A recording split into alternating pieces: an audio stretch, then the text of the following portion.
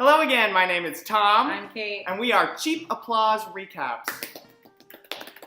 And we're having a pool party! Yay! So this was the first episode of Finding Prince Charming, and the suitors arrive at the house to meet the Prince Charming. But we have a sneaky Prince Charming. Robert has decided to disguise himself as one of the fellow suitors. And so Paul accidentally puts his foot in his mouth in front of Robert, unbeknownst to him, the Prince Charming of the season, and states that everyone who he has dated has been 5'11" or under. Tinder stats alert, Robert is 6'2". Oh no! How can they ever love each other?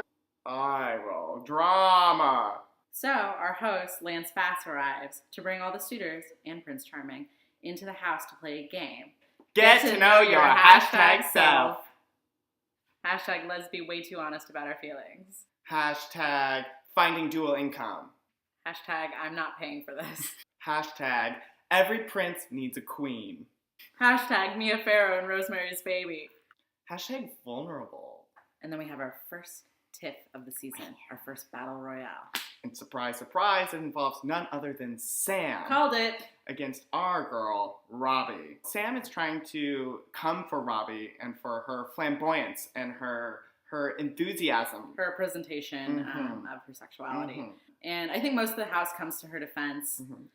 Not like they have to, because Robbie does it all on his own. She can do it all on her own.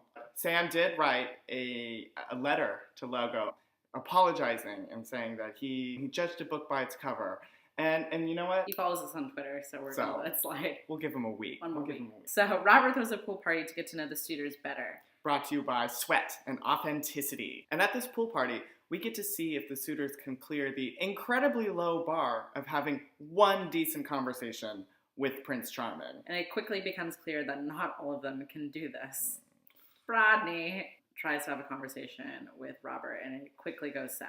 Rodney doesn't want to open up and be vulnerable. I think for him, vulnerability is talking about anything else besides his gym routine. And then Charlie decides to talk about the drama that happened the night before, which, Robert doesn't like that. Makes it a little too clear that he's not there to make friends.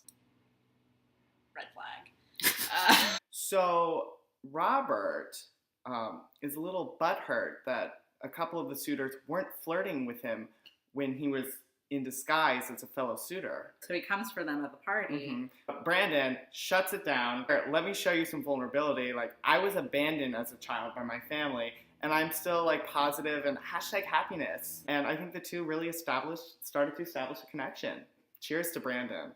Cheers to Brandon. Cheers to you. And then the other big moment. 5'11" gate rears its ugly head. Paul is playing hard to get because he's nervous that he might have turned off Robert. So as Robert is leaving, Paul has a run through the airport moment and to tell him, listen, I am open to exploring this possibility, and shares another really, really deep and impactful story about how his ex-fiance committed suicide on Thanksgiving.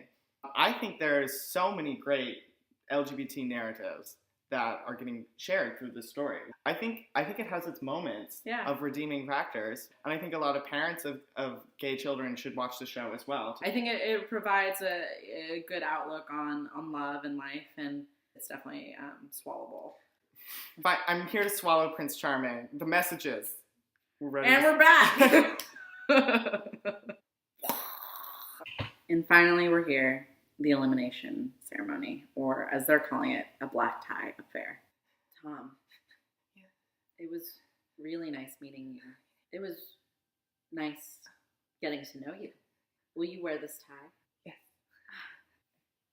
Pass me around with that. Yeah. There. Okay. Needless to say, it's awkward as fuck. So after some dead air space, we finally lose our first three contestants. Charlie will have to find a new set of plastics to push in front of a bus. Nick, America's towel sweetheart, is back to the factory. It comes down to Paul and Rodney. Our Prince Charming is willing to overlook the 3 inches between them. Statgate, crisis averted. And with that, Brodney is eliminated and will now officially have a worse gym encounter than you.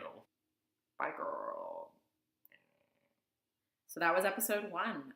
3 suitors down, 9 to go. My top 3 is no longer intact. Dearly departed Nick is gone. Paul and Brandon are still in the game. Mm-hmm. And I have Chad and Dylan as well, who look like strong front runners. Mm-hmm. Fan theory. I think Paul and Eric are going to become a couple. Mm-hmm. I'm shipping it. Heard it here. Mm-hmm. So who do you think is going to run away with Prince Charming's heart? I think Brandon is going to win over Prince Charming. Mm-hmm. The fairy tale ending. Brandon and Robert. In Atlanta. Someone's got to live in Atlanta. So that concludes our recap. Let's go to the pool ourselves. Like we own a pool. Whatever. Bye.